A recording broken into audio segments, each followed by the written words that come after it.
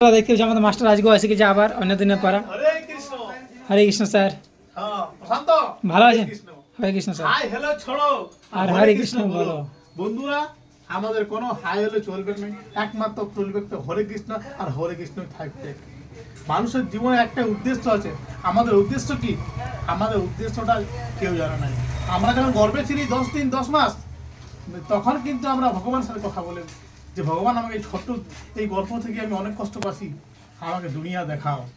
ভগবান তখন কি বলে, কি করবি রে দুনিয়া যে, কেন আমি এখন যেমন ভজন কীর্তন করছি সেও তোমার করবো। আর যখন আমরা সেই ভূমিষ্ঠ হই, জন্ম নিই, তখন দু হাত তুলে পা করে ছটপট ছটপট আমা করি, ভগবানকে বলি আর নাই ভগবান, আর নাই ভগবান, তোমার নাম করবো নাই, কারণ এই পৃথিবীতে আমি দুনিয়া দেখতে পেয়ে গেছি।